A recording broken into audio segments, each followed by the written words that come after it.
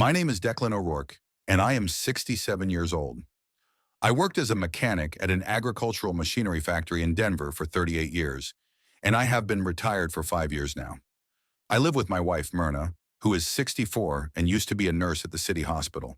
We have two children, our son Kyle, 42, who works as a mechanic and is into motorcycles, and our daughter Hazel, 38, who is a cashier at a large supermarket. Hazel is married to Trent, and they have a 10-year-old daughter, Scarlett. We live in a small house in the Highlands, not far from the city center. That Saturday in early September began as usual. I woke up at 6:30 in the morning, as always. 40 years of factory work had left its mark, even after 5 years of retirement. Myrna was still asleep, so I quietly went to the kitchen and made coffee. I love those quiet morning moments when I can read yesterday's newspaper and think about the day ahead. The newspaper reported on rising gasoline prices and the city authorities' plans to repair the roads in our neighborhood. The usual news, nothing special. After breakfast, I went to pick up my granddaughter to take her for a walk in the park. It's only a 12-minute walk to Hazel's through the residential neighborhood. I like our neighborhood. The houses are small but well kept, and each has its own garden. The neighbors know each other by sight and greet each other when they meet. It's not like in the new neighborhoods where people live next door to each other for years and never talk. Mrs. Harrison was watering the flowers by her porch and waved to me. Old Mr. Collins was walking his fat Labrador, who, as always, was pulling on the leash with all his might. Scarlett was waiting for me at the door, already dressed in jeans and a pink jacket with a unicorn on it. That jacket was a gift from Myrna and me for her birthday 2 months ago. My granddaughter loved it and wears it almost every day, even when it's too warm outside. "Grandpa, are we going to play soccer today?" she asked, grabbing my hand. "Of course, Princess. Did you bring the ball?" She nodded and showed me a small soccer ball that she was holding tightly under her arm. "I bought her that ball 2 months ago when we first went to play in the park." Scarlett saw other children kicking a ball around on the lawn and wanted to try it too. At first, she only kicked it with the toe of her shoe, but gradually she learned to kick the ball with the inside of her foot, as I had taught her. We headed towards Highland Park, which was only 3 blocks away from their house. On the way, Scarlett told me about school, how Jason Miller got a B in math class yesterday for not learning his multiplication tables, and how their teacher, Miss Anderson, promised to hold a contest for the best Halloween drawing. The morning was cool, typical of a Colorado autumn, and there was already a hint of approaching winter in the air. The leaves on the trees were beginning to change color, yellow, orange, and red spots among the greenery. In a month, all this splendor would fall away, and the long winter would begin. But for now, it was still possible to enjoy the warm days and walks without heavy jackets. The park was not too crowded at this time. Several young mothers pushed strollers along the paved paths, and an elderly couple fed ducks at a small pond. Somewhere in the distance, I could hear the voices of children on the playground and the creaking of swings. I like this park. It's not as big as City Park in the center, but it's quiet and cozy. It has everything you need: walking paths, a pond with ducks, several sports fields, and a large lawn for games. The city authorities keep it in good condition. The grass is mowed regularly, the paths are cleaned, and the benches are painted. We found a free lawn away from the paths and started playing. Scarlett was quite agile for her age, although she sometimes missed the ball, which made her giggle. She tried to repeat my movements, passing the ball with the inside of her foot, stopping it in front of her before passing it. Sometimes she did very well. "Grandpa, did you really play soccer in school?" she asked as we tossed the ball back and forth. "I did, but not very well. I liked working with my hands more than running around the field, and the coach preferred taller, faster guys. Dad says sports are stupid, that it's better to do something useful." I grimaced. Trent really did have a habit of making categorical judgments about everything. However, lately he had become somewhat nervous and distracted. Hazel complained that he didn't sleep well, was constantly thinking about something and making plans. "What does your mom say about sports?" "Mom says it's good for your health and that I need to move more, not just sit on my tablet." Mom's right. Movement is life. We spent about an hour and a half in the park. Scarlett was tired, her cheeks red from running, and we slowly made our way back. She told me about her math teacher, who, according to her, was too strict and gave too much homework, and about her new friend Emma, who had recently moved from California and knew how to do very pretty braids. She also complained that the boys in her class were acting silly and constantly pulling the girl's hair. Fight back, I advised. Grandpa, Scarlett protested. Mom said you're not allowed to fight. Well, then tell your teacher. Let her talk to them. I already did. She said the boys pull the girl's hair because they like them. That's nonsense, I muttered. In my day, they got a slap on the back of the head for that. When we approached Hazel's house, I heard voices coming from the kitchen. Through the open window, I could hear my daughter and son-in-law talking. The tone was tense, and I involuntarily slowed my pace. I don't like to interfere in family matters, but when it comes to my daughter and granddaughter, I always listen carefully. Grandpa, let's hurry, Scarlett said, but I stopped at the porch. Wait a minute, Princess. Let Grandpa catch his breath. Trent's voice sounded agitated and a little irritated. Hazel, this is our chance. Opportunities like this don't just come along. I've been studying the market for 6 months, talking to people. But $25,000. My daughter's voice was quiet and concerned. That's a lot of money, Trent. We don't earn that much in a year. I've done the math. A used appliance store in that neighborhood is sure to be a hit. See for yourself. People are always looking for cheap TVS, refrigerators, washing machines. And I know suppliers who give good prices. Plus, the repairs aren't complicated, mostly cleaning and replacing small parts. What if it doesn't work out? What then? It will work out. I'm not stupid. I've calculated everything and studied the competition. There's only one second-hand appliance store in that area, and it's not doing well. The owner is old, there's no advertising, and the products aren't cleaned. I frowned. Trent had tried various get-rich-quick schemes more than once.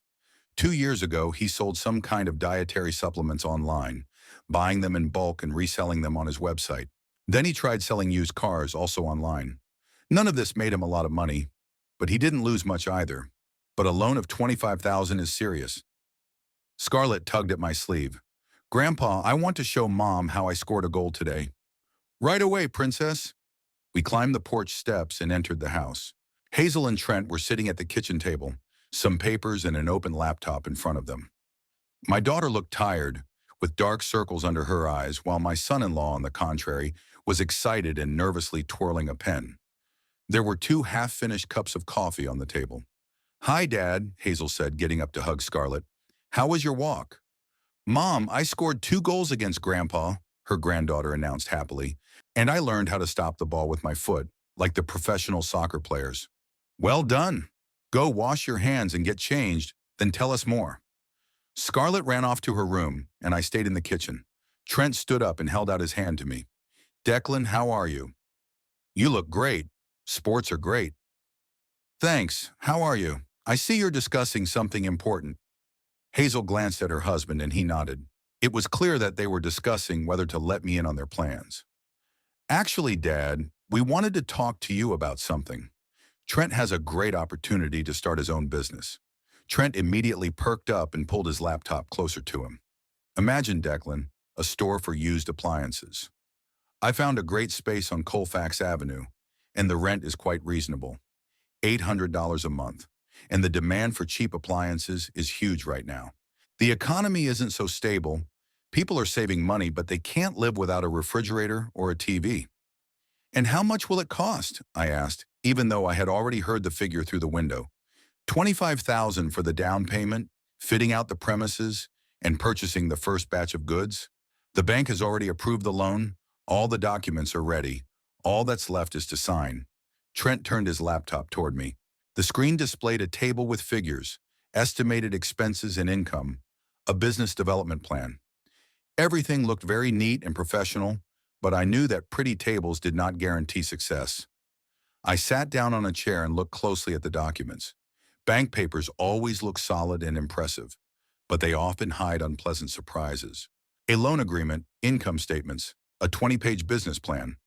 Do you have any experience in trade? Well, I sold electronics at Best Buy for 3 years, Trent said, a little embarrassed. Plus, I worked at an online auto parts store for a year. And besides, it's not rocket science. Buy low, sell high. Working in a store and running your own business are two different things. There, the goods were delivered to you, and customers were brought in by advertising. Here, you have to do everything yourself. I understand, but I have a plan. Advertising in local newspapers, flyers in mailboxes, plus word of mouth.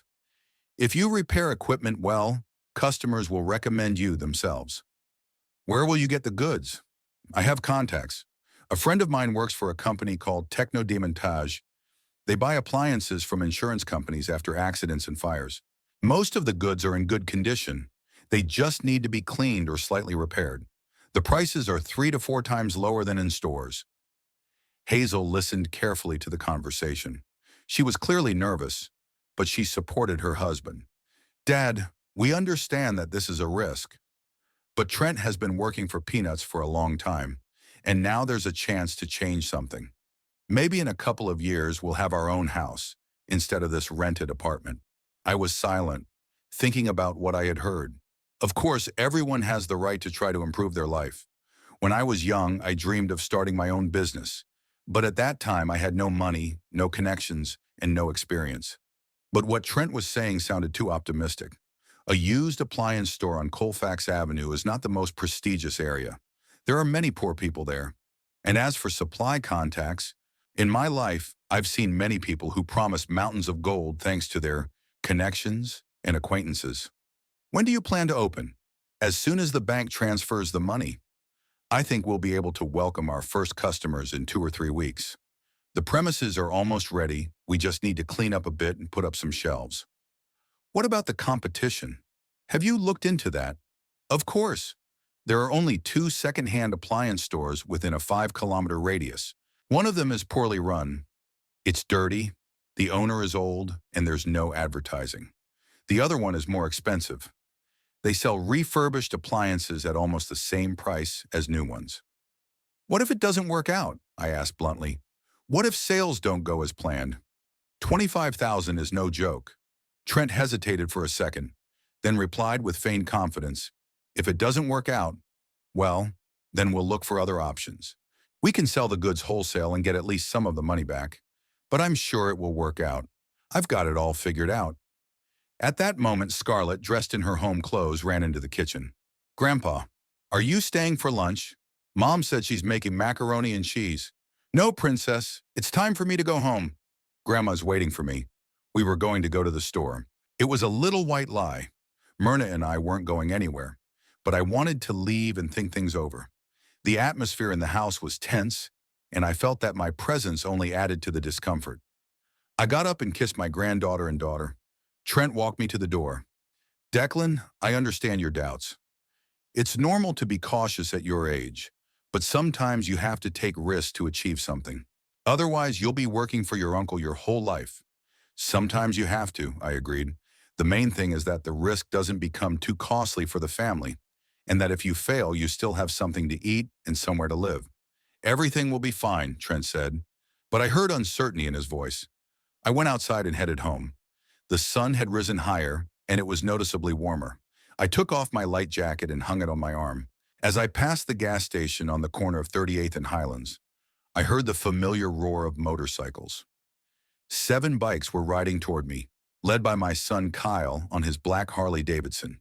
When he saw me, he signaled to the others, and the whole group pulled over to the side of the road. Kyle took off his helmet, his long dark hair tied back in a ponytail, and his leather jacket adorned with Mountain Wolves Motorcycle Club patches. A duffel bag was strapped to the back seat of his bike. They were apparently going on a long trip. Hey, old man, he said, getting off his motorcycle. Where are you headed? I'm coming from Hazel's. I was walking with my granddaughter in the park. How's your sister doing? Same old, Trent's starting a new business again. Kyle grimaced. He had never hidden his feelings about his brother-in-law. He considered him a frivolous chatterbox who planned more than he did. Again, what is it this time? He wants to open a used equipment store. He took out a loan. How much? 25,000. Kyle whistled. Wow. Does he even know anything about business, or is he just hoping for the best again? The other bikers waited patiently, some smoking and chatting among themselves. I knew most of them. They were good guys who just loved freedom and speed. Among them was Bradley, a tall guy in his 30s who worked as a welder on a construction site. Next to him stood Marcus, a black veteran who had lost a leg in Afghanistan but still never parted with his motorcycle. There were others there too, mechanics, truck drivers, ordinary working people for whom a motorcycle was not just a means of transportation, but a way to feel free. Ah, I said, looking at the motorcycles, it reminds me of my youth. Remember when I told you about my Triumph? Of course I remember. You've told me 100 times, Kyle laughed, but the guys haven't heard it. Well, I'll tell you the 101st time, I winked at Bradley. The year was 1974. I was 22 and had just married Myrna. I bought a used 1971 Triumph Bonneville, red as a fire truck. I paid $1,500 for it, which was a lot of money back then. I thought I'd look like Marlon Brando in The Wild One. And how did that work out? Bradley asked with a smile. I fell off it 3 times in the first month. Once I even skidded into a roadside ditch. I was trying to pass a truck, and the road was wet. Myrna said then, either the motorcycle or me. I had to choose. And you made the right choice, said Kyle. Although sometimes I regret not knowing you back then. It would have been fun to ride together. Come on, but now you ride better than I ever could. And your motorcycle is better than my old Triumph. What happened to it? Marcus asked. I sold it 6 months after the wedding. Myrna was pregnant with Kyle, and we needed money for a crib and a stroller. Sometimes I still regret it. We talked for a few more minutes about motorcycles and the bikers' plans for the weekend. They were going to the mountains, to a lake, where several clubs were supposed to meet. Then Kyle looked at his watch. We have to go, old man. We want to get there before dark, drive carefully, and say hi to the others. Kyle waved to me, put on his helmet, and started the motorcycle.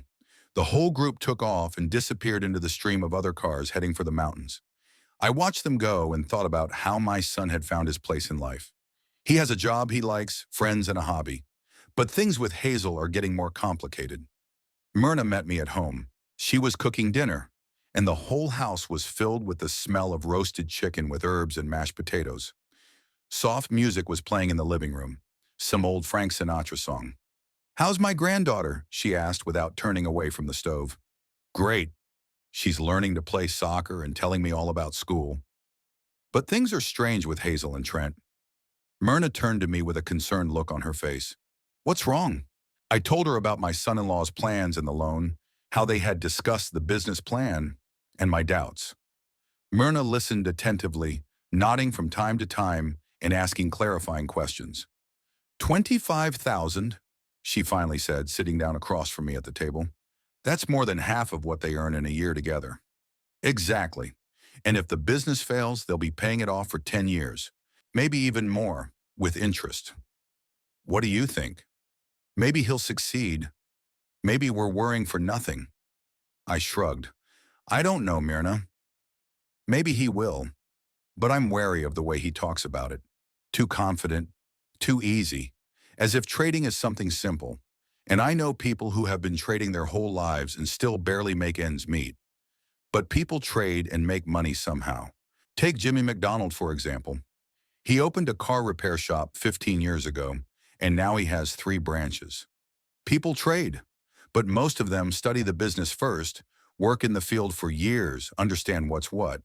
And Trent, he just decided he could do it, based on the fact that he sold TVS in a shopping mall for 3 years. Myrna put the plates on the table and laid out the napkins. Did Hazel seem upset? Yes, she's clearly worried. You can see she has doubts, but she supports her husband. She doesn't want to upset him. Of course she supports him. She's his wife.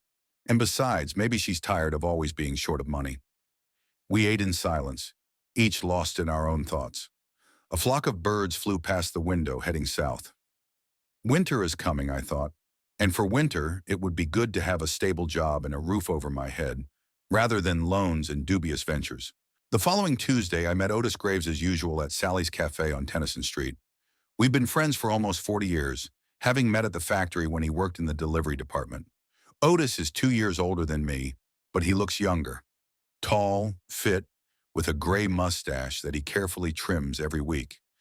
After retiring, he took up gardening and now grows the best tomatoes in the neighborhood. Sally's is a small family-owned cafe that has been around for 20 years. Nothing fancy, plastic tables, old chairs, the smell of fried bacon and coffee. But it's always quiet here. You can talk in peace, and Sally makes excellent roast beef sandwiches. On Tuesdays, we have a tradition of meeting at 2 o'clock in the afternoon, ordering coffee and playing dominoes. Otis was already sitting at our usual table by the window, laying out the dominoes. In front of him was a cup of black coffee and a half-eaten piece of apple pie. "Hi, Declan. How are you?" he greeted me without looking up from the tiles. "Fine. How about you? Does your wife complain about these daily trips to the cafe?" Dorothy understands that an old man needs to get out of the house sometimes, and she feels better knowing where to find me. I ordered coffee and sat down across from him. Otis had already mixed the tiles and began dealing them out, 7 to each of us. We play by simple rules, without any special tricks. Whoever lays down all their dice first wins. "How's your granddaughter?" Otis asked, laying down the first dice with 2 sixes. "She's growing up. We went for a walk in the park on Saturday and played soccer, but I'm having problems with my son-in-law." "What has Trent come up with now?" "He took out a loan. $25,000. He wants to open a used appliance store." Otis paused, the dice with a 3 and a 6 frozen in his hand. "Are you serious? 25,000? Serious. He's already made an agreement with the bank and will be signing the papers in a few days." "Does he have any experience?" "What experience?" "He sold TVS at Best Buy for 3 years. He thinks that's enough." Otis put down the dice and shook his head. "I remember when my brother Ray decided to go into business too. He opened a sporting goods store in '78. He thought that since he was into fishing, he could sell fishing gear. A year and a half later, he was bankrupt. He spent another 10 years paying off the loan." "Exactly. But Trent is sure he'll succeed. He says he studied the market and looked at the competition." "What does Hazel think?" "She supports her husband. Although you can see she's worried." We played in silence for 15 minutes. Otis was winning. He had only 2 dice left, and I had 5. But I was more preoccupied with thoughts of my son-in-law than with the game. "You know what?" I said suddenly. "Let's go see this place he's renting. Trent said it's on Colfax Avenue." "I'm curious to see what it's like." "Why?" Otis asked, surprised. "Just out of curiosity. I want to understand what he's getting himself into. Maybe I'm worrying for nothing, and it's actually a good place. Colfax Avenue is long. There are decent areas and not-so-decent areas. That's why I want to see it." Otis won the game and started collecting the dice. "Okay, let's go. We've got nothing else to do. We just need to find out the address." I called Hazel from the cafe phone. I explained that I wanted to see the place to better understand Trent's plans. My daughter gave me the address, 4823 Colfax Avenue. "That's almost out of town," Otis said, writing down the address. "That's where the industrial zone begins." We got into my old Ford Taurus and drove west on Colfax. The road was familiar. I had driven this way to the factory for many years, only turning earlier. At first, we drove through the central part, past shops, restaurants, and office buildings. But the further west we went, the poorer the neighborhoods became. Abandoned houses, junkyards, and warehouses appeared. "I don't like this road," Otis said, looking at the buildings passing by. "Too many empty storefronts." "I don't like it either. Look, half the stores are closed." We drove past several shopping centers that were clearly not experiencing their best times.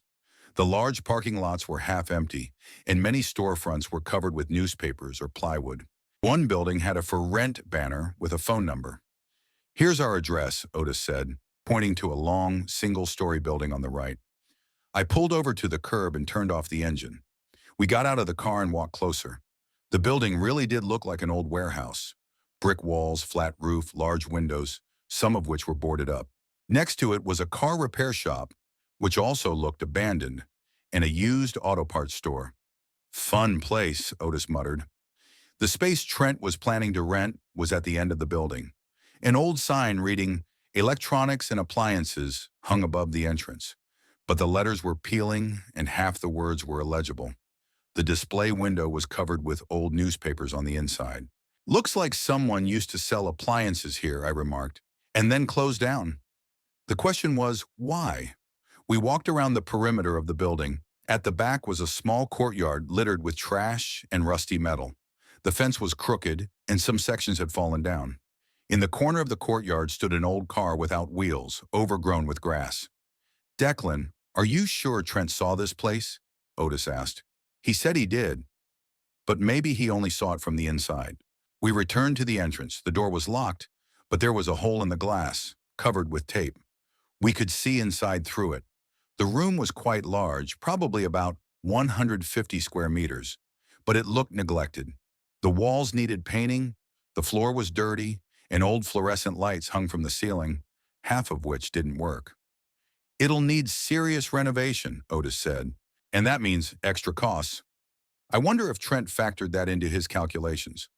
We stood there for a few more minutes looking around. There wasn't much traffic on the road, mostly trucks and old cars.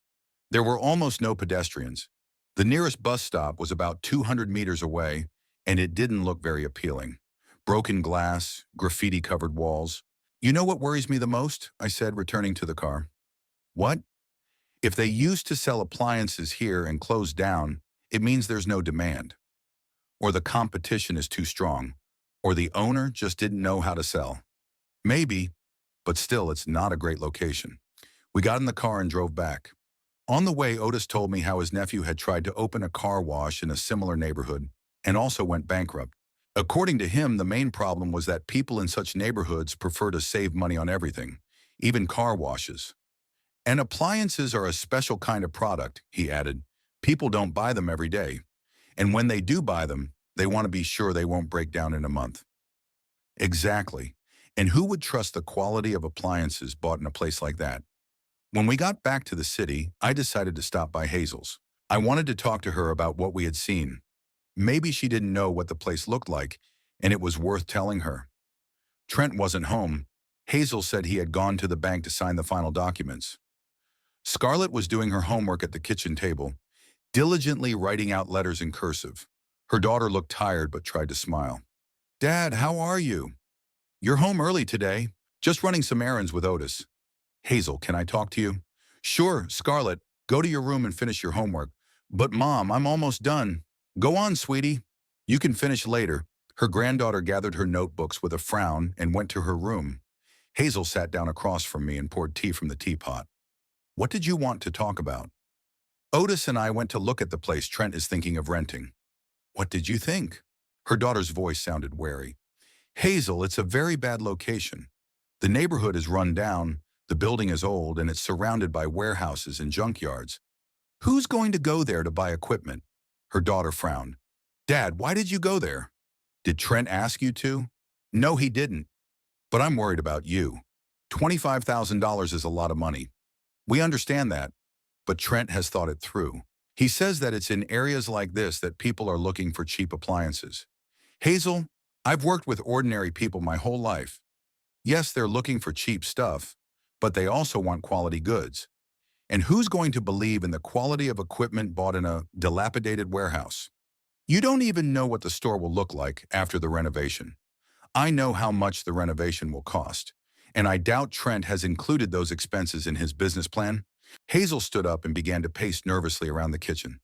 "Dad, I don't understand what you want from us. We live from paycheck to paycheck.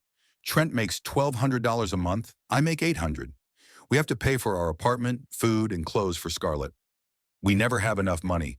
"I understand." "No, you don't." Her daughter's voice grew louder. The conversation was taking an unpleasant turn. Hazel was clearly upset, and my words only irritated her more. "Hazel, please calm down. I don't want to argue with you." "Then support us.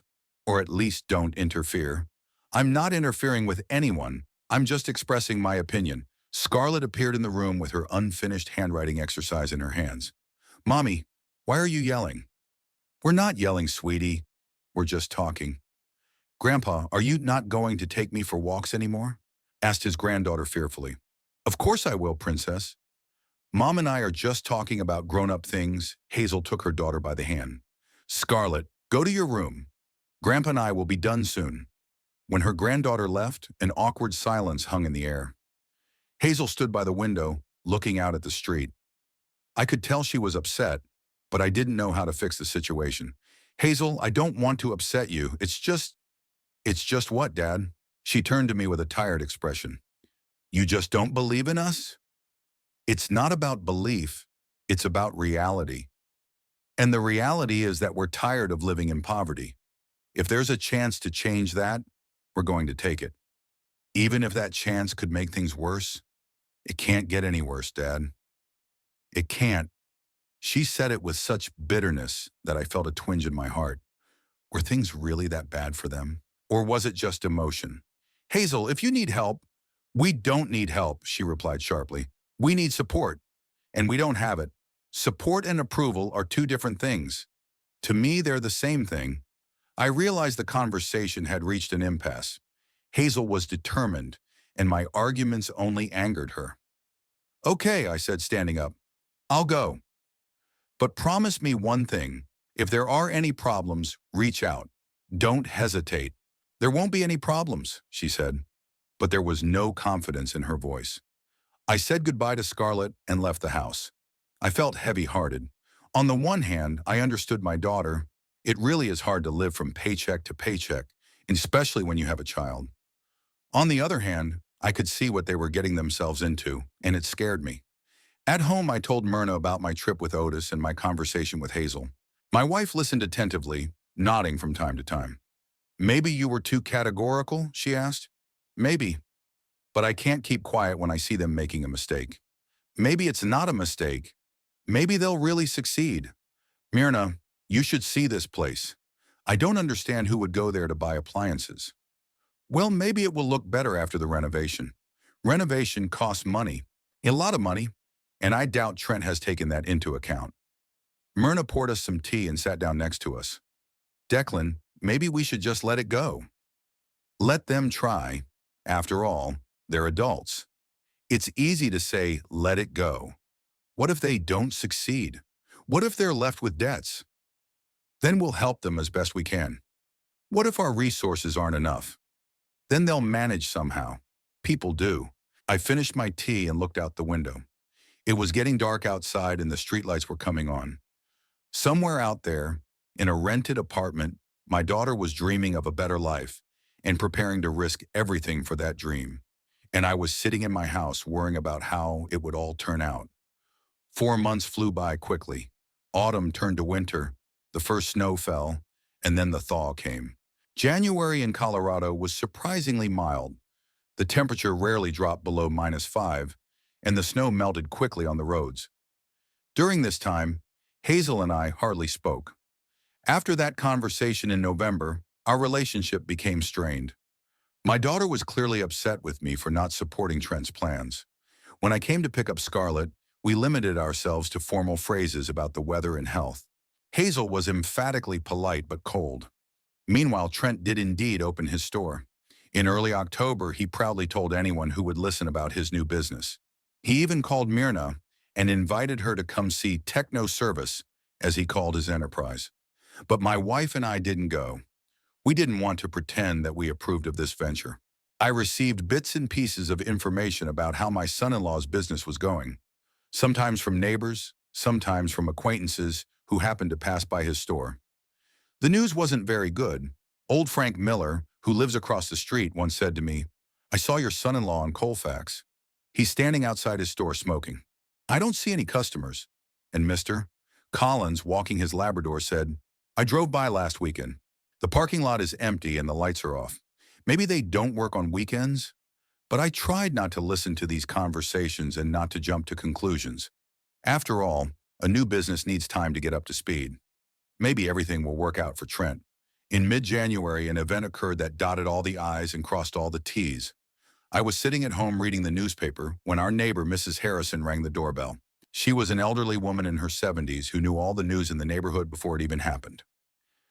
"Declan, can I come in for a minute?" she asked, standing on the doorstep with her cheeks red from the cold. "Of course, Dorothy. Come in." Myrna put the kettle on. Mrs. Harrison sat down on the sofa and took off her mittens and scarf. She was clearly excited and ready to share some important news. "Declan, I don't know if I should tell you this, but I was at my niece's house on Colfax Avenue this morning. You know, she lives near the place where your brother-in-law was opening a store. My heart sank, but I tried to remain calm. And the store is closed. Completely. There's a sign on the door saying, closed for technical reasons.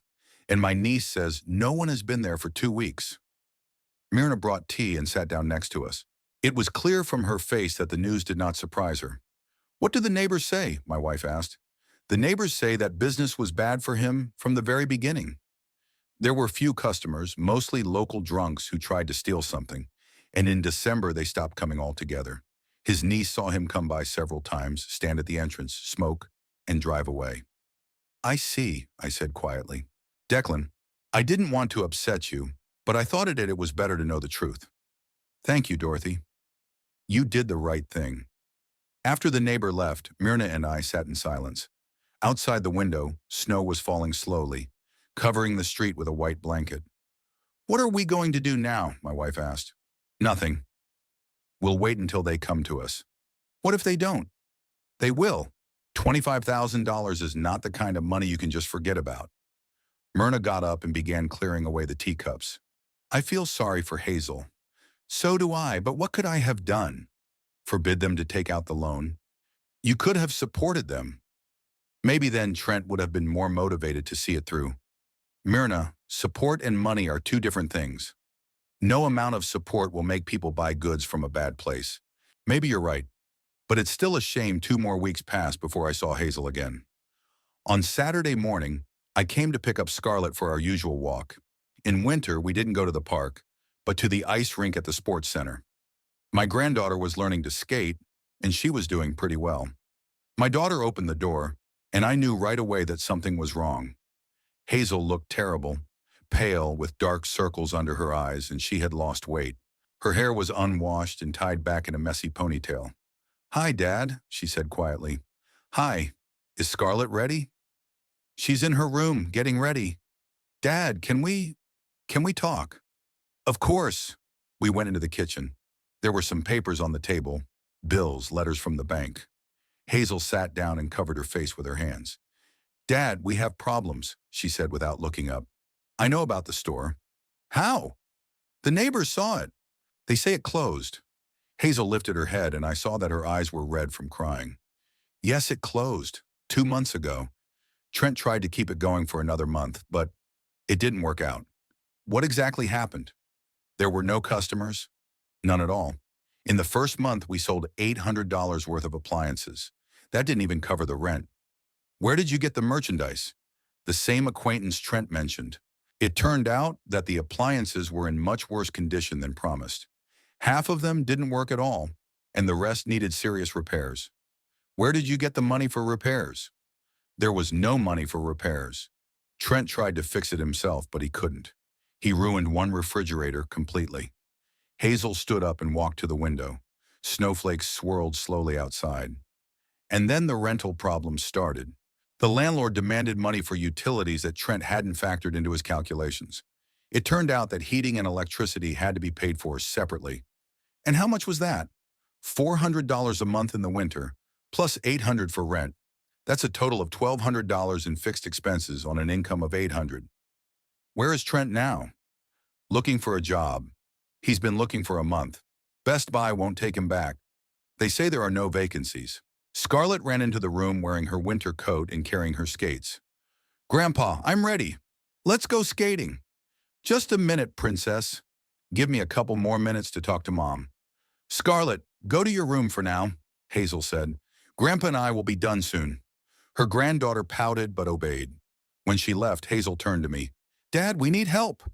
What kind? The bank is demanding payment on the loan. $670 every month. And we don't have that kind of money. Trent is out of work, and my salary is only enough for food and rent. How much do you owe? We've missed 3 payments. The bank is threatening to take us to court. Hazel sat down at the table and picked up a letter. They can garnish our wages, or force us to sell everything we own. What do you own? A car, furniture, a TV, but none of it is worth much. Maybe $5,000. And the other $20,000? That's why I'm asking for your help. There was a heavy pause. I understood where the conversation was going, and I felt uneasy. Hazel, I can't take on your loan payments. Not the whole loan, just part of it. 10,000 or 15. I don't have that kind of money. Dad, you have a house. You can use it as collateral. I shook my head. Hazel, I'm 67 years old. I can't take out a loan using the house I live in with my mother as collateral. But this is an emergency of your own making. The words came out before I had time to think. Hazel turned even paler. She stood up and began pacing around the kitchen, her hands shaking. Dad, you do realize what will happen if the bank takes you to court? They'll garnish my wages. We won't be able to afford this apartment. We'll have to move to some dump. I understand, and I'm very sorry, but I can't solve your problems with my savings. What savings? The savings are the house. It's the only thing your mother and I have. Hazel stopped and looked at me with an expression I had never seen on her face before. It was a mixture of despair, anger, and disappointment. I see, she said slowly. So strangers at the bank are more important to you than your own daughter and granddaughter. It's not about importance. It's about responsibility. You took out a loan without asking my opinion. Now you want me to pay for it. At that moment, her granddaughter ran into the kitchen again. Mommy, what's wrong? Why are you yelling? Scarlett, go to your room, Hazel said sharply. But Mommy? Go to your room, I said. The girl looked at us in fear and ran to her room. Hazel covered her face with her hands and began to cry. Hazel, please calm down, I said more gently. Let's think about what we can do. Maybe there are other options. What options? She sobbed. We've thought of everything. Trent's parents live in another state and are barely making ends meet themselves. There's no one else to help. Have you talked to the bank? Maybe they'll agree to restructure the debt? We have. They're willing to lower the monthly payment to $400, but then the loan will be spread out over 15 years. That's better than bankruptcy. $400 every month for 15 years? We'll be destitute until Scarlett grows up. But you'll be able to rent an apartment and buy food. What about clothes? What about our daughter's education? What about medical care if someone gets sick? Hazel wiped her tears and looked at me. Dad, this is my last request. Help us. If not with money, then at least with a guarantee. The bank will agree to better terms if we have a guarantor. Hazel, a guarantee means that if you can't pay, I will. We will pay. Trent will find a job and we will pay. What if he doesn't? Or what if he finds one but wants to go back into business? He won't. He's learned his lesson. Hazel, I can't risk the house. I'm sorry, but I can't. Her daughter's face changed. The tears dried up and were replaced by an expression of cold anger. I understand, she said quietly. So we're strangers to you. Hazel went to the door and called to her daughter. Scarlett, come here. Her granddaughter appeared in the doorway with tear-stained eyes. Mommy, are we going skating? No, we're not. Grandpa's leaving. Why? Hazel took her daughter by the hand and looked me in the eyes. Because Grandpa is no longer a member of our family. He doesn't want to help us. Hazel, don't do that, I asked. Scarlett, Grandpa thinks we are to blame for our problems, and he's not going to help us. Grandpa, is that true? Asked his granddaughter in a trembling voice. No, Princess, that's not true. I love you and your mother. If you love us, then help us, said Hazel. And if you won't help us, then don't come anymore. And don't call Mom. What will happen to our walks? Scarlett cried. There will be no more walks. Grandpa has decided that his house is more important than us. I realized that there was no point in staying any longer. Hazel was hysterical and wouldn't listen to any arguments. All right, I said. If that's what you've decided, then so be it. I kissed Scarlett on the top of her head and headed for the door. Hazel followed me. And don't even think about coming back until you're ready to really help. I put on my jacket and opened the door. I turned around at the threshold. Hazel, when you calm down, think about what you did today. And what your daughter saw, she saw what kind of grandfather she has, my daughter replied and slammed the door. I stood on the porch for a few minutes, not knowing what to do. Through the window, I could hear Scarlett crying. I wanted to go back, hug my granddaughter, and tell her that everything would be okay. But the door was locked and Hazel was unlikely to open it. At home, I told Myrna what had happened. My wife listened silently. shaking her head from time to time. Maybe you should have agreed, she asked at the end. To what? To mortgage the house to cover someone else's debts? Not someone else's. Our daughter's Myrna. We have a small pension in this house. If we lose it, we'll be destitute. And then who will help Scarlett if she needs it? Maybe you're right, but I still feel sorry for the girl. I feel sorry for her too. But I can't solve grown-ups' problems at the expense of our future. I couldn't sleep for a long time that night. I kept seeing Scarlett's crying face and hearing Hazel's words that I was no longer a member of the family. Maybe I had been cruel. Maybe I should have taken the risk. But then I remembered the room on Colfax Avenue, Trent's naivety, and the fact that I had warned about this 4 months ago. No, I decided I did the right thing, cruel but right. A week passed after that Saturday scandal. A difficult, painful week, during which I thought every day about Scarlett and how she cried when her mother forbade her to see me. Myrna was also worried, but unlike me, she didn't consider the situation hopeless. Declan, we have to do something, she said at breakfast on Wednesday.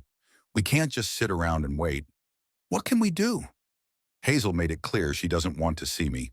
She was upset. People say a lot of unnecessary things when they're in that state. I don't think it was unnecessary. She really does blame me for their problems. Myrna put down her coffee cup and looked at me. Maybe she's right. Maybe we really should help. Myrna, we've already discussed this. I can't risk the house. Then let's at least try to talk to her. Maybe we can find some kind of compromise. She won't talk to me. She'll talk to me. I didn't refuse to help. After much persuasion, I agreed to let Myrna call Hazel. My wife waited until evening, when our daughter came home from work, and then dialed the familiar number. I sat nearby and could only hear one side of the conversation, but that was enough to understand how things were going. Hazel, hi, it's Mom. Yes, I know what happened. No, he didn't ask me to call. Honey, let's talk calmly. Myrna fell silent, apparently listening to her daughter's long tirade. I could see from her face that the conversation wasn't going well. Hazel, he's not your enemy. Of course, we're worried, but you have to understand, we don't have that kind of money either. Another pause. Myrna shook her head and gestured to me that things were not going well. And how is Scarlett? Is she asking about her grandfather? I see. Hazel, maybe we could meet and talk without emotions? My wife took the phone away from her ear and looked at it. Apparently, her daughter had hung up. What did she say? I asked. She said that until you change your mind, there's nothing to talk about, and that Scarlett now understands what kind of grandparents she has. Is that all? That's all. She hung up. My heart sank. Hazel was clearly turning our daughter against us, and that hurt the most. The next day, Myrna tried again. She called in the morning before Hazel had left for work. Hazel, please don't hang up. I want to talk about Scarlett. Yes, I understand you're angry, but the girl isn't to blame for anything. This conversation was even shorter than the previous one. Hazel said that Scarlett was doing just fine without us and hung up again. Maybe we should go see them, suggested Myrna. And then what? Stand outside the door until she opens it? That won't help. How about a letter? Myrna, the problem isn't how we communicate. The problem is that Hazel wants one thing, for me to pay their debts. And I can't do that. Kyle came to see us on Friday evening. He showed up unannounced, parked his motorcycle by the porch, and knocked on the door. He looked gloomy and clearly worried about something. Hi, he said, taking off his leather jacket. Can we talk? Of course, son. Sit down. Mom will make some tea. Kyle sat down at the table and rubbed his face with his hands. It was clear that he had had a difficult day. I went to see Hazel yesterday, he said without preamble. How is she? Bad, really bad. She looks like a ghost. She's lost about 10 pounds. And Trent is completely lost. Did he find a job? Yes. He's a stocker at the supermarket, $1,000 a month, but it's temporary until he finds something better.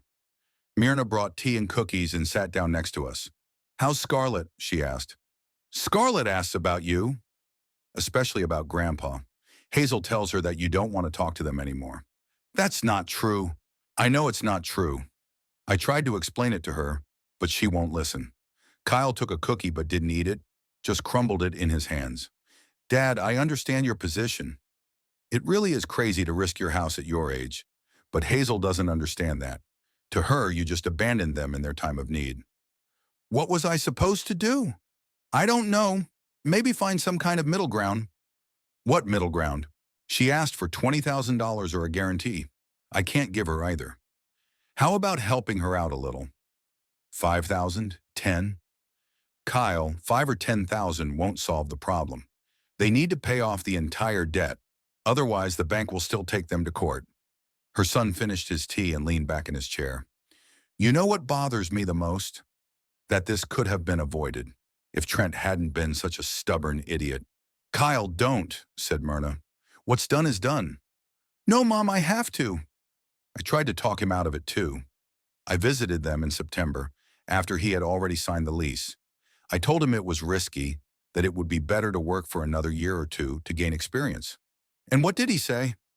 The same thing he said to you, that he had everything figured out, that he knew the market.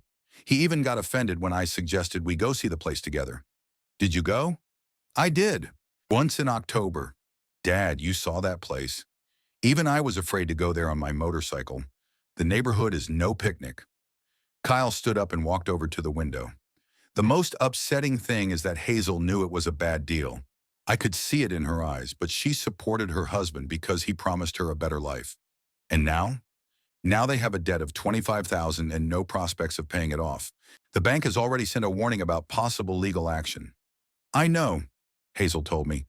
And you know what else? Trent blames you for everything. Me? You. He says that if you had supported them from the beginning, things would have worked out. That you jinxed them, that's nonsense. Of course it is.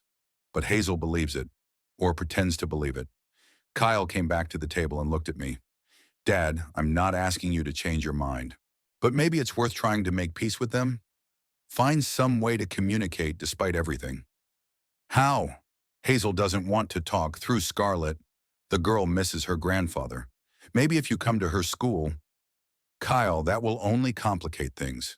Hazel will think I'm turning her granddaughter against her. What about through me? I'll take Scarlett for the weekend and bring her to you. Hazel won't allow it. She will. I already talked to her.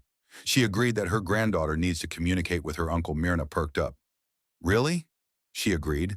She agreed. But on one condition, no talk of money or loans, and no attempts to change her mind. Okay, I said. Let's do it that way. Kyle left late in the evening, promising to bring Scarlett the following weekend. I felt a little better. At least I would be able to see my granddaughter.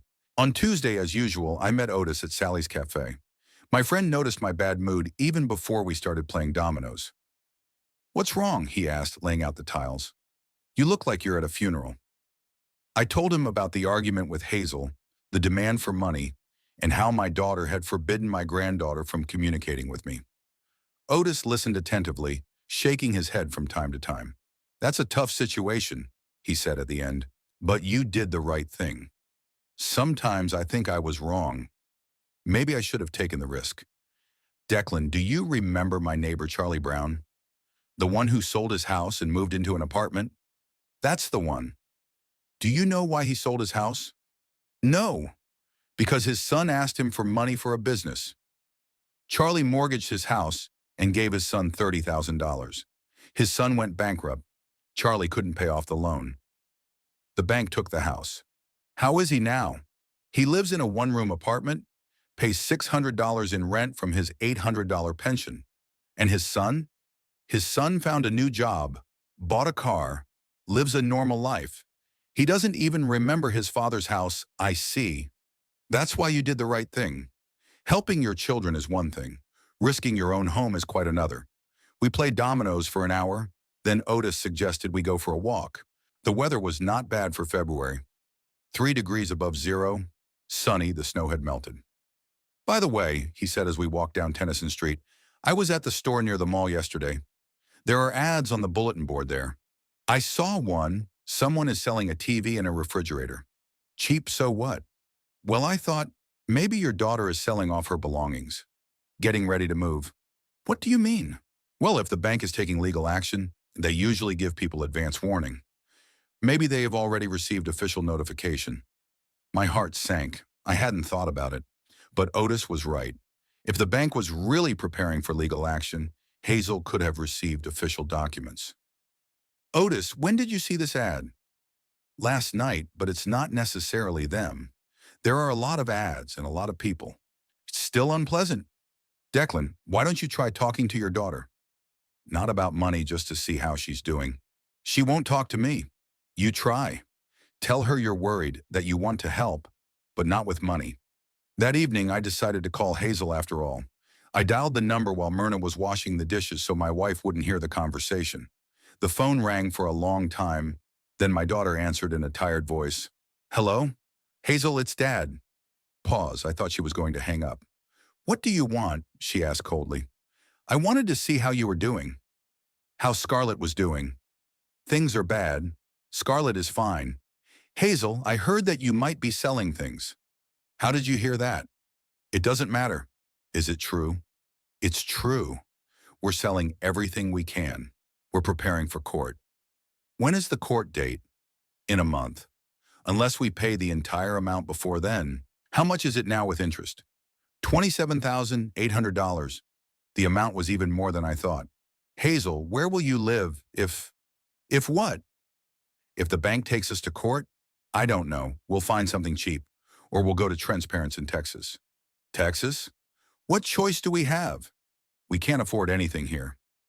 Hazel, it's not that I don't want to help. Don't, Dad. We understand. Goodbye.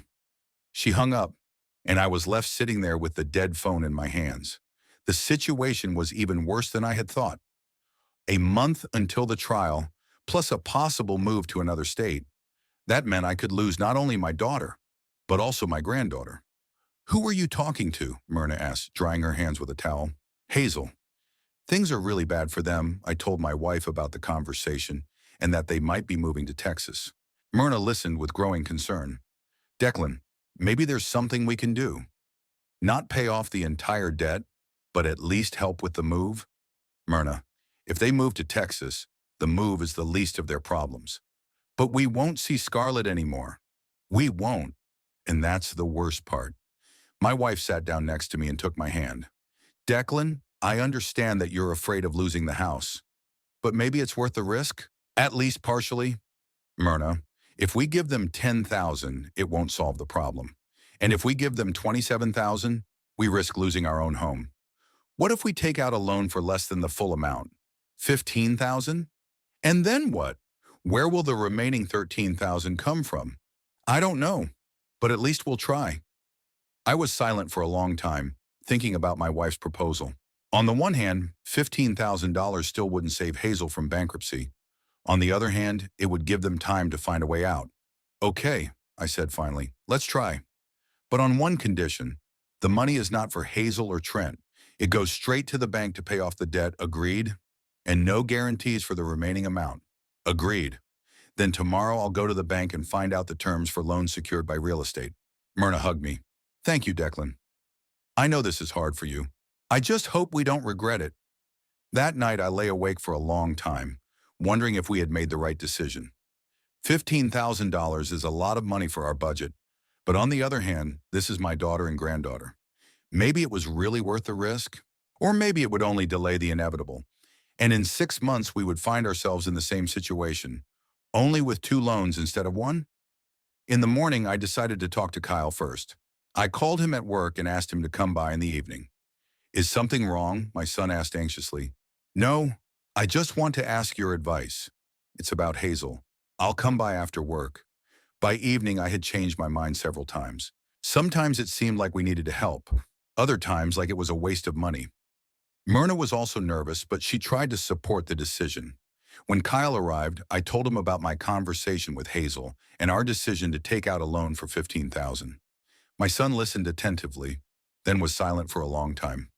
Dad, he finally said, I understand that you want to help, but I'm afraid it won't help. Why? Because the problem isn't money. The problem is Trent. He hasn't changed. He still thinks that circumstances are to blame for everything, not his decisions. What do you suggest? Nothing. I'm just not sure it's worth risking your money on someone who, doesn't want to take responsibility for his actions. But it's not just about Trent. It's about Hazel and Scarlett. I know. That's why I'm struggling. On the one hand, I want to help my sister. On the other hand, I realize that the money could just disappear. We talked late into the night, but never came to a definitive conclusion. In the end, Kyle said, "Decide for yourselves. I'll support whatever you decide." "Are you still bringing Scarlett for the weekend?" "Of course, that's what we agreed." After our son left, Myrna and I discussed everything again. We decided to postpone going to the bank for a week. Let's see how the meeting with Scarlett goes. Talk to her, find out how things are at home. Then we'll make a final decision. Exactly 1 week had passed since the scandal at Hazel's house when she forbade Scarlett from communicating with me. 7 days that dragged on like 7 months. Myrna and I lived in tension, waiting every day for news about what was happening with our daughter and granddaughter, but the silence was complete. During that week, I couldn't bring myself to go to the bank for a loan secured by the house. Every morning I would get ready to go, and then I would put it off. Myrna didn't insist, seeing how I was struggling with this decision. Kyle didn't call either. He probably understood that it wasn't worth rushing things. We lived in a strange state of limbo, as if time had stopped. I went about my usual business, reading the newspaper, meeting with Otis, helping Myrna with the housework, but my thoughts kept returning to my daughter and granddaughter. What was happening to them? How were they coping? Had Trent found a permanent job? Had the bank filed a lawsuit? On Monday evening, March the 7th, Myrna and I went to bed early. It was a cloudy and rainy day and the mood was gloomy. My wife tossed and turned for a long time, then fell silent. I lay there listening to the wind howling outside the window and the rain pounding on the glass. Around 2 in the morning, I was awakened by a knock on the door. At first, I thought it was the wind slamming the gate, but the knocking continued, insistent, uneven. I got up, threw on my robe, and quietly went downstairs so as not to wake Myrna. "Who's there?" I asked, approaching the door. "Dad, it's me," came Hazel's trembling voice. I quickly unlocked the door and opened it. My daughter and granddaughter were standing on the doorstep, soaked to the skin. Hazel was holding a worn suitcase in one hand and hugging Scarlett, who was quietly sobbing with the other. Both of their faces were pale, their eyes red from crying. "Hazel! Scarlett! My God, what happened? Come in quickly." My daughter entered the hallway but did not rush to take off her clothes. She stood there, shivering from the cold, and looked at me as if she couldn't believe I had let her in. "Dad," she said in a trembling voice, Can we stay? Just for one night?" "Of course you can." "What kind of question is that?" "Take off your wet clothes, I'll make some tea." At that moment, Myrna appeared on the stairs in her bathrobe. "Declan, what's going on?" Seeing her daughter and granddaughter, she gasped, "Hazel! Scarlett! My God, what happened to you?" "Mom!" Hazel whispered and rushed into her mother's arms. Myrna hugged her daughter, and I picked up the trembling Scarlett. "Princess, what happened?" "Why are you crying?" "Grandpa," her granddaughter sobbed, "we don't have a home anymore. And Daddy isn't Daddy anymore." My heart sank. I carried Scarlett to the living room and sat her down on the sofa, covering her with a blanket. Meanwhile, Myrna helped Hazel take off her wet jacket. "Let's go to the kitchen," I said. "It's warmer there." "Tell me what happened." We went to the kitchen. I put the kettle on and got some cookies. Hazel sat down at the table, her head in her hands. Scarlett snuggled up to her grandmother, who quietly stroked her hair. "Hazel, tell us," Myrna said gently. My daughter looked up. Her face was gaunt and aged. It was clear that this week had been very hard on her. "This morning," she began in a trembling voice, "this morning the bank came. They said the house was theirs. They gave us 4 hours to pack our things." Hazel cried, "Dad, we have nothing left." We packed only the bare essentials in one suitcase. We had to leave everything else behind. Scarlett looked up with tear-filled eyes. "Grandpa, my toys are still in that house. Will they take them now?" "I don't know, Princess, but we'll buy you new toys." "Where's Dad?" asked his granddaughter. "Why didn't he come with us?" Hazel and Myrna exchanged glances. It was clear that this was the most painful question. Scarlett, Hazel said quietly, Daddy, Daddy won't be living with us anymore. Why? Because he decided he didn't want to be a daddy anymore. I poured everyone some tea, trying to understand what exactly had happened to Trent. Hazel, I asked cautiously, where is Trent now? I don't know, my daughter replied, wiping away her tears. When we came home from the bank this morning, he wasn't there. Then I found a note. What note? He wrote that he couldn't take it anymore, that he was tired of problems and debts, and that he was filing for divorce. Did he leave home? Yes. He took his things and left. In the note, he wrote that he was going to his mother in Texas to start a new life. What about you? What about Scarlett? He wrote that we were young and could manage on our own, and that it would be better if he disappeared so he wouldn't get in the way of us rebuilding our lives. I felt anger boiling up inside me. Leaving his wife and child at a time like this was despicable, even for Trent. Scoundrel, I muttered. Dad, don't, said Hazel. Scarlett can hear you. I'm sorry, but how can you abandon your family when they need you most? He got scared. He couldn't handle the pressure and ran away. Scarlett finished her milk and rested her head on her grandmother's shoulder. Grandma, are we going to live with you now? Of course, dear. As long as you want. Will I go to the same school? Yes, Grandpa will drive you. Hazel looked at me. Dad, I'm sorry we came so late. I didn't know where else to go. Hazel, this is your home. You can come here anytime, even after what I said to you. Even after that. You're my daughter and nothing will change that. I was wrong. You warned us, and I didn't listen. I thought you just didn't believe in us. I didn't believe in Trent. I always believed in you. What will happen now? With the debts? With the court? We'll figure it out tomorrow. We'll go to a lawyer and see what can be done. We don't have money for a lawyer. We have a house. If worst comes to worst, we'll mortgage it and hire a good lawyer. Hazel looked at me in surprise. But you said you couldn't risk the house. I did. Now I understand that a house is for a family to live in. And you are my family. My daughter cried again, but now they were tears of relief. Thank you, Dad. I don't know what we would have done without you. Don't thank me. I should have helped sooner. Myrna got up and took Scarlett by the hand. Come on, dear. I'll put you to bed. You're tired. Will I see my room in the morning? Of course you will. We have a room just for you.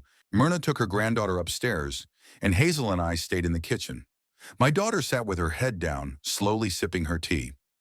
Hazel, I said, don't blame yourself for what happened. You did what a wife does. You supported your husband. I supported an idiot who abandoned us at the first sign of trouble. You didn't know that then. I did. Deep down, I knew something was wrong with him, but I didn't want to believe it. What are your plans now? I don't know. Find a second job so I can pay off my debts faster. Rent a small apartment when I have the money. Why rent? Live here. Dad, we can't live with you permanently. You have your own life. Our life got better when you came back. A house without children and grandchildren is not a home, just a building. What about Mom? Won't it be hard for her? Mom will be happy. She missed Scarlett so much. Hazel finished her tea and stood up. Dad, I'm very tired. Can I go to bed? Of course. Mom made up a bed for you in the guest room. Thank you. My daughter came up to me and hugged me. I'm sorry for everything. For not listening to you. For what I said to you last time. Forget about it. The main thing is that you're home. Hazel went upstairs and I stayed in the kitchen. I turned off the light but didn't go to bed. I sat in the dark and thought about how life sometimes takes strange turns. Just a week ago, my daughter and I weren't talking, and now she's back home. Of course, the problems haven't gone away. The $27,000 debt is still there. Trent filed for divorce and disappeared. A court case and years of payments lay ahead. But the main thing was that the family was together again. I got up, put the cups in the sink, and slowly went upstairs. The nightlight was on in the guest room. Myrna was putting Scarlett to bed. I could hear quiet voices. Grandma was telling her granddaughter something. Myrna was already waiting for me in our bedroom. How's Hazel? She whispered. Tired. But she seems to have calmed down a bit. How are you? I'm glad they're home. Very glad. Are we going to the lawyer tomorrow? We are. We'll see what we can do about these debts. What if we have to mortgage the house? We'll mortgage it. We don't need a house if we don't have a family in it. Myrna hugged me. You made the right decision, Declan. Family is the most important thing. It's just a shame I realized it so late. Better late than never. We went to bed, but I couldn't fall asleep for a long time. I listened to the rain subsiding outside the window and thought about tomorrow. There was a lot to decide, issues with debts, divorce, and work for Hazel. But the most important thing had already happened. The family was reunited. Sometime around 4 in the morning, the rain stopped completely. The house became quiet and peaceful. My daughter and granddaughter were sleeping in the guest room. They were home. They were safe. We would figure out the rest somehow. I closed my eyes and finally fell asleep, realizing that our family had to start over. But we would start together, and that was the most important thing.